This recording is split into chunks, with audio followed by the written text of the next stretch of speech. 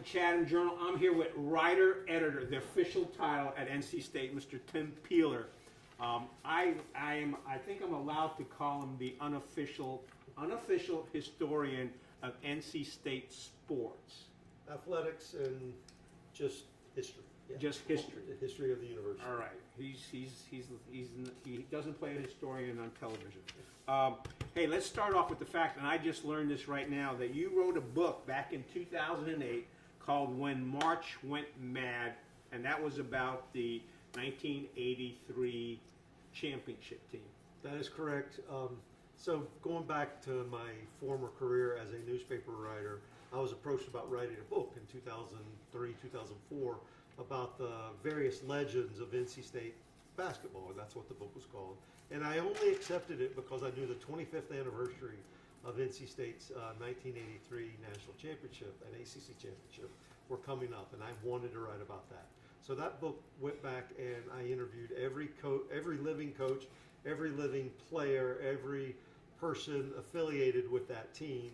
I wrote chapters about each of the people involved with that team, and then a narrative about what happened during the course of that season. And it was an anecdote-heavy book, remembering what that team was like, because it wasn't just a great team, it was a unique collection of characters. When you started talking about, obviously the three seniors were a big part of it, but guys like Cozell McQueen and Lorenzo Charles and even George McClain and Quentin Leonard and all the guys on the bench, all the people who lived that experience had great stories that were better to tell 25 years after the fact than they were able to tell when it happened just in front of them. And I got some of the best stories I've ever collected about something like that because it was 25 years later.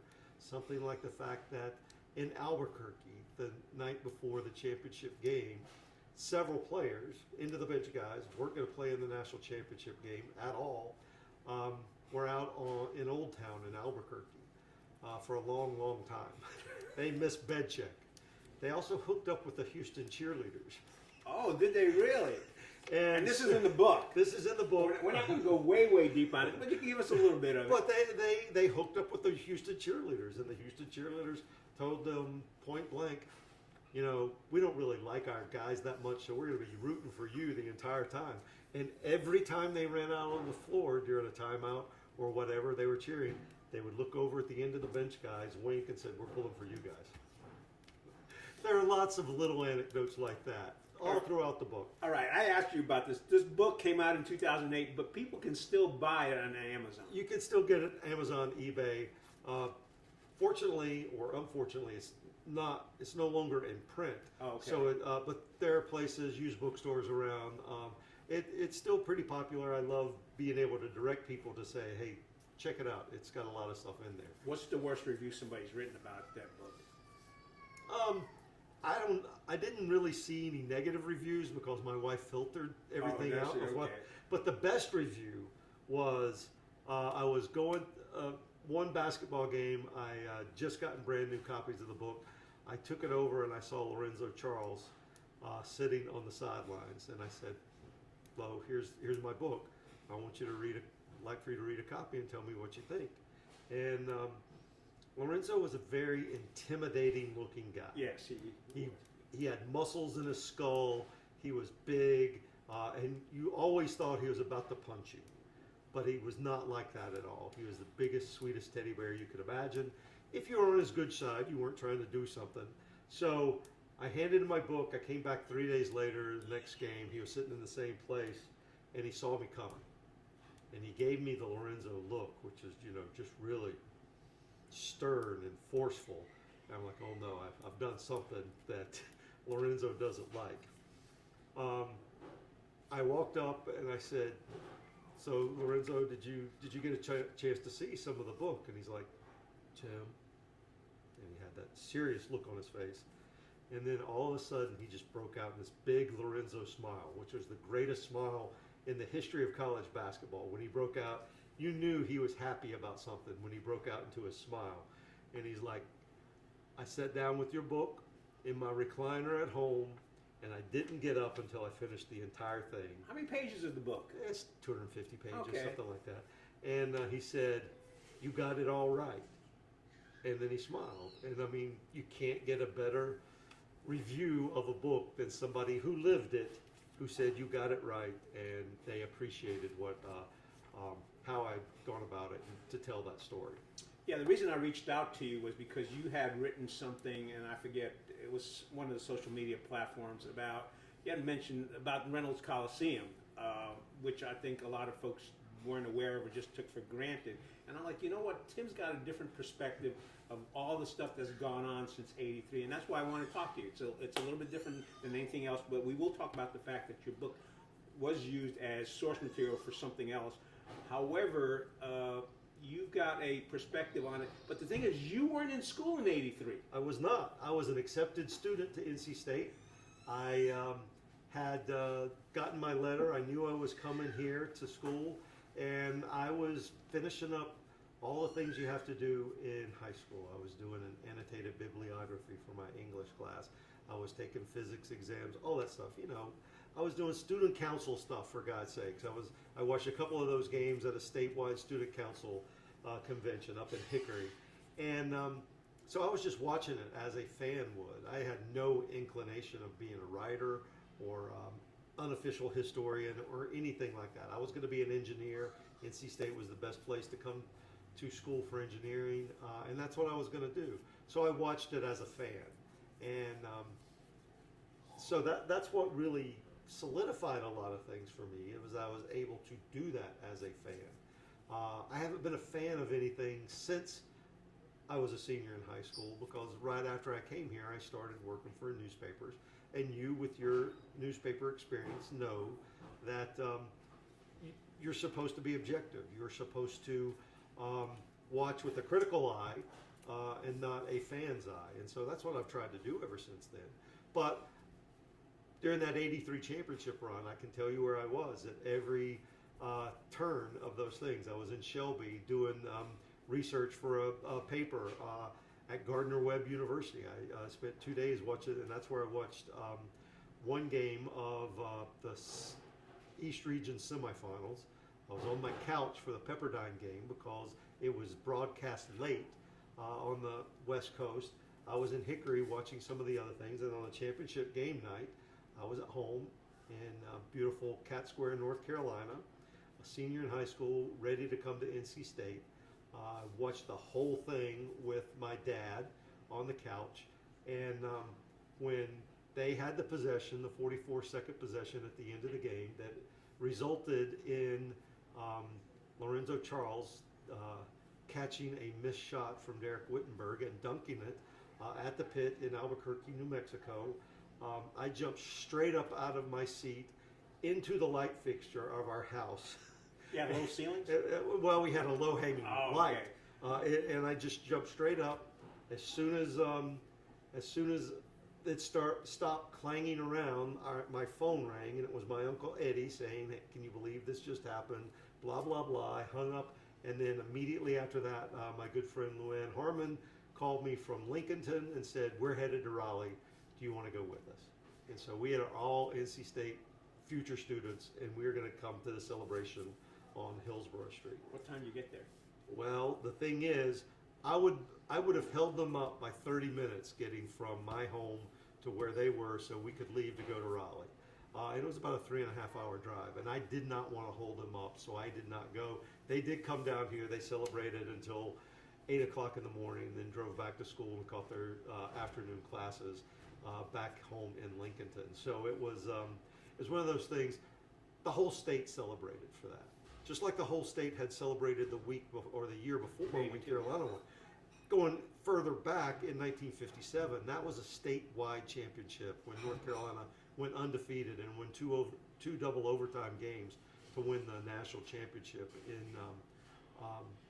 in basketball. And so that's what that championship felt like to me and the people of my generation. It was not just an NC State championship. It was a generational victory for North Carolina. Well, let me ask you, you're talking about generational. You were still going to school when they actually would roll the TVs out on the cards from the audio-visual rooms to show the ACC tournament games, because the NCAA games were all later in the day. weren't Right. And you know, that's almost become a North Carolina cliche of the people who say they did that. I did it. I mean, the thing is, it never felt like it was something you weren't supposed to be doing. they? Right. It just was always done. And I can remember I had two teachers, both last name Hefner, and we were in their class and they would roll them out. I had two, you know, a literature and history teacher who would do the same thing. We'd have double classes, and you know, the tournament back then started on Thursday, and then you had the Friday games, which are the two semifinals, and the championship games were played on Saturday. So you could cover 2 full days of class, and especially those Thursday games when there were 4 games. You know, it actually made you want to stay in school. And for many of my classmates, and for me, wanting to stay in school was something unusual. What was the first ACC tournament game that you got to see in live? Live in person was in 1986. First time I had ever gone to the tournament was in Greensboro. I was the sports editor, newly named sports editor of NC State student newspaper. The technician. The technician, or actually, to be appropriate, technician. There's no "the" in Oh, there's front no of it. deal. My mistake. It's quite all right. So I went there and covered it. NC State did not do well. They lost in the first round, but I got to stay for the whole thing. I had a hotel room. This was just after Lefty Driesell got let go at Maryland, That was after, what's his name? and Lynn Bias Yeah. died. And so I got to meet Lefty Driesell. He was in the hospitality room. Actually, that may not have been until '87. But I just got the. Back then, they set the student papers in the most prime location you could be. There was a scores table at midcourt. There were the benches on either side of the scores table, but in between they put the student papers. And so I sat right beside the winning coach every game of that tournament, and it was eye-opening. It was thrilling. It was, you know, just amazing place to be. And that's when I just, you know, a little before then, but I made the decision that I was not going to go into engineering. See, I was going to ask you that. How'd your engineering degree go? But I guess I lasted about 3 semesters as an engineer. I started getting into working for the student paper and decided I was going to change my major from engineering to English. Now, what did your parents say when my you said parents were like, you know, you got to improve your grades. You got to improve your grades. And so after the first 3 semesters of getting all these classes on my transcript that said ENG, D, C minus, C, after I made that change, the grades still came back as ENG classes, but they were English instead of engineering. And I got much better grades on those ENG classes and ended up with a pretty decent GPA after the fact. So when they came here for graduation at Carter Finley Stadium in 1987, it was a bit of a surprise that I got a degree in English instead of. Wait a minute. Are you telling me that till you graduated, your folks did not realize that ENG after 3 semesters meant English and not engineering? Tim. It's a really good story. Oh yeah, kids, don't be like Tim. They fully backed my decision to enter the world of newspaper. Well, I know we're going off a little off track, but what's the proudest media thing that you've done that your mom or your dad said, Tim, this was super great? I grew up in a very, let's say not wealthy, rural area. The opportunity to do some of the things that I've been able to do as a reporter, as a writer, from going to, you know, the National Tug of War Championships, which I covered one time when I was a very young reporter. Did you get to sit next to the winning coach? I did not do that, but I did get to cover some of that. To be able to go to the White House and talk to somebody just outside the Oval Office, they were very proud of that. I was very happy to get to do some things that I never thought someone from my background and my socioeconomic level would be able to do. And the one thing that I was happiest about was sometimes I would have the opportunity to buy tickets, and I always bought them. I never was given tickets to give to my parents to go see something. My mom got sick with cancer in 2000, and I had been able to buy some tickets to the ACC tournament, and she was very ill, but I got some tickets, and she got to see some of the great ACC tournament games from 1990, I don't know, 97 through 2002, somewhere in there, and we all grew up as part of the fandom of ACC basketball and ACC sports during the days when that was really a big deal. And I can tell you a story about the 1987 NC State championship that really solidified all that. That was one of the first times I got to go to the tournament. NC State was mediocre. They were 6-8 in the ACC. I was the sports editor. It was going to be my last official thing to do for the student newspaper was to go to the ACC tournament again. And I went up to Landover, Maryland, where that tournament was being played. And I was there for the first Friday games. I go out on the court during the intermission between the first two games and the second two games. And my name was on the scoreboard, and it said, Tim Peeler, call home. I couldn't get a text at that time. Couldn't get a page, couldn't get a phone call. The only way they could have reached me was call my hotel room. So somebody in my family called the arena in Landover, Maryland, and got the scoreboard operator to put that on there. I called home. They told me my grandfather had passed away. I needed to come home, so I was able to get a flight out of Baltimore, fly back to Charlotte, had somebody pick me up. I got here just in time for the funeral, which was on Sunday. It's also the time that NC State had upset Wake Forest and had advanced to get into the championship game. Championship game was being played at 1 o'clock on a Sunday afternoon, coincided exactly at the time of my grandfather's funeral. Someone in our family had just bought a newfangled thing called a VCR. Somebody tried to program it to be able to see it. The 12 kept on flashing. 12 kept on flashing, all that stuff.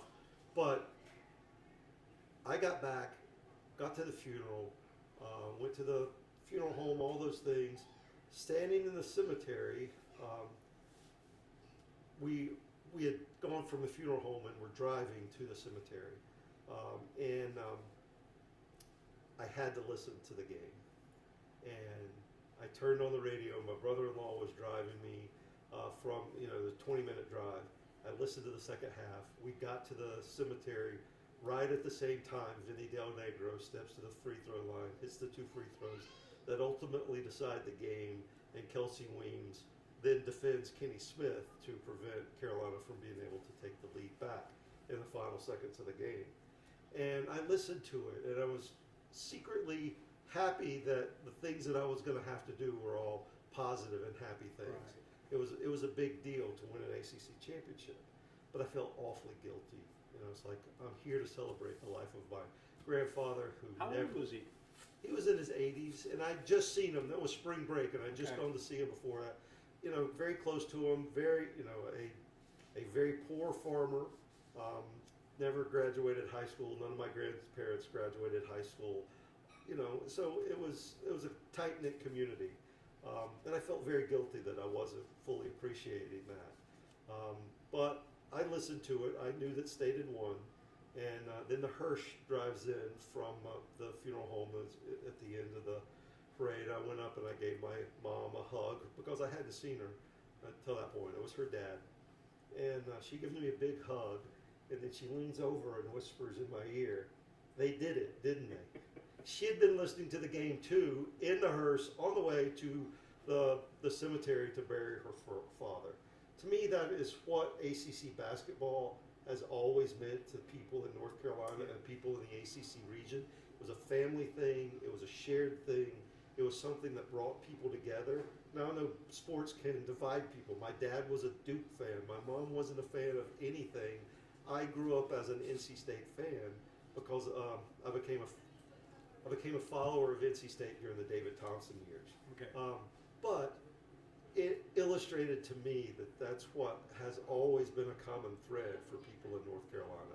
Didn't have professional sports at that time, didn't have so many things, barely had TVs to be able to watch it because, as you said, people rolled TVs into classrooms to watch those games. And they were black and white TVs. They were black and white TVs. They were, and they did not have good reception, and they were only about 24 inches wide. But that's how we grew up. And being able to watch those C.D. Chesley games in the earliest days of television broadcasting, starting in the early 1970s, and fully appreciating the fact that we could watch games where I grew up in the middle of nowhere in Lincoln County, North Carolina, that were being played in Raleigh and in Charlotte and in Chapel Hill and Durham, Washington every now and then, holy cow, Atlanta every now and then. It was a big deal, and it's one of those things. We grew up in a different time, a different era, in how we followed and watched those things. The fact that you can watch every single game in ACC basketball, you can not only watch it in real time, you can also have a device in your hand and tweet about it and give your immediate opinions about it.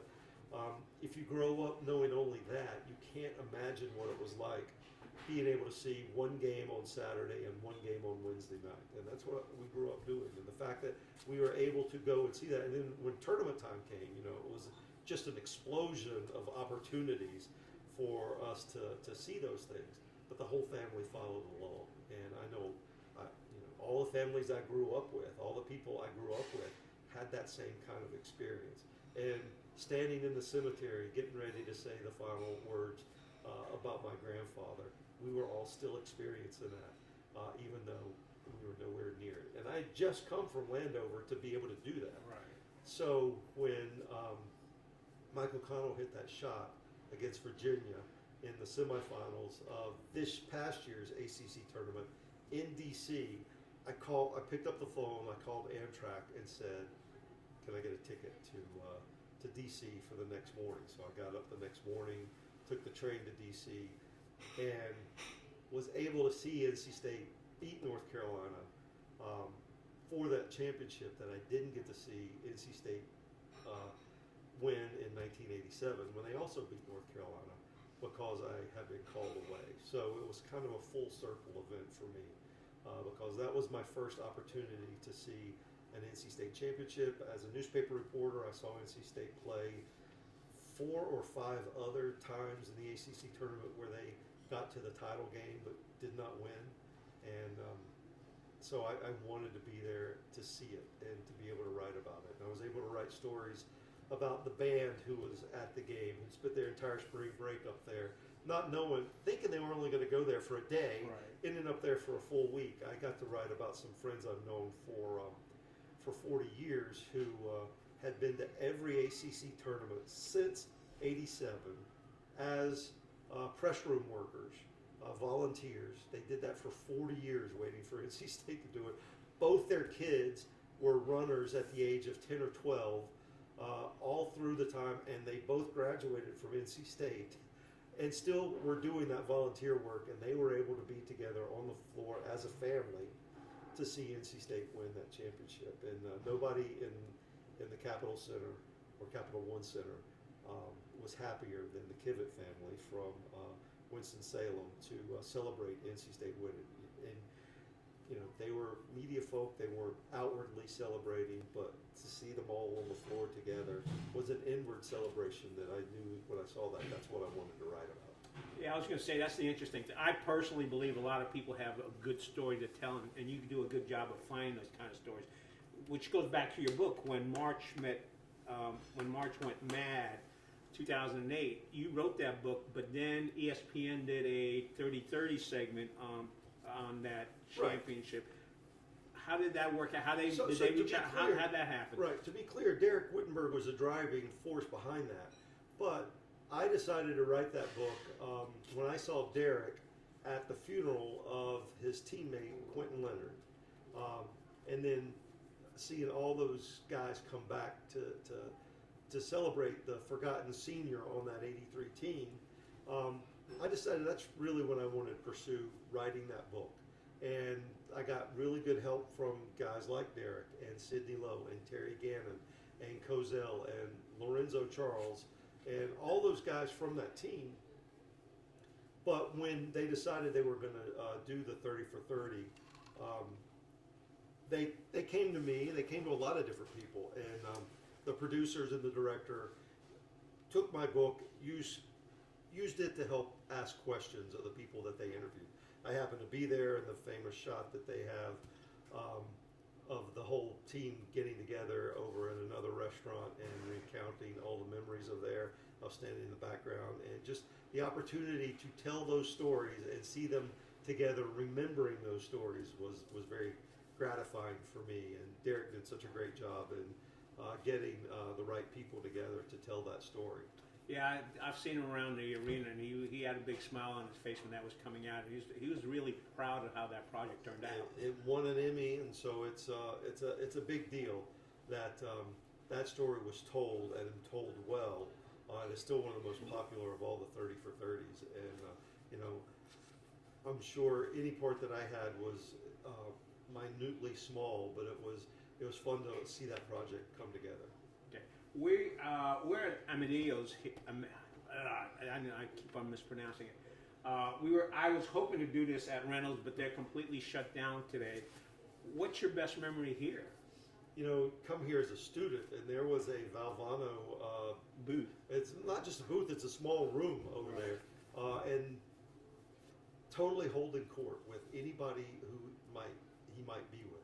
It could be Dick Vitale over there. It could be an opposing coach. It could be a broadcaster that he wanted to just come share stories with. And that's, you know, this was he was Italian. He was, of course, going to come to the most famous of all the Italian restaurants. A restaurant that has NC State ties. You look around, you're surrounded by NC State history here. So just coming here on the off chance sometime that he would be here, he would do his radio show here, other things like that. You know, so many memories of people that I've met here. And one of my favorite stories that's in the book was about Amedio's, and that was that two reporters, Barry Jacobs and Ron Morris, one worked for the Durham newspaper, one was writing for the New York Times. They were over in Valvano's booth here at Amedio's, and they had this long 3-hour lunch where they were interviewing him for stories and just talking basketball and doing all these things. And they had been here for 3 hours, and V looks down at his watch and said, "Oh, Christ, I got to go to practice." And he had talked all the way through up to the beginning of practice, and he said, "Come on, let's go." And they hopped in his car and went to Reynolds Coliseum. And they walked in the door, and there was no basketball team there. They were setting up for the Vienna Boys Choir. And there was a concert that night in Reynolds Coliseum, and the team was practicing at Carmichael Gym. Okay. But that's exactly who V was. He had no idea when practice was, where it was, what he was supposed to do, but he just knew that he liked having the reporters there, talking to them, and he eventually did show up for practice. But he let people in to practice all the time, let them watch, let them ask questions. He'd rather talk to the media than he actually would conduct practice at that time. But that was in the middle of the '83 championship season, and they were here at Amedio's, and he talked right through practice. All right, we're going to talk a little bit about Coach V later on, but what we're going to do is we're going to get into the segment. We're going to talk about the '83 championship, and then we're also going to talk about the Final Four run this past year. So we'll be right back.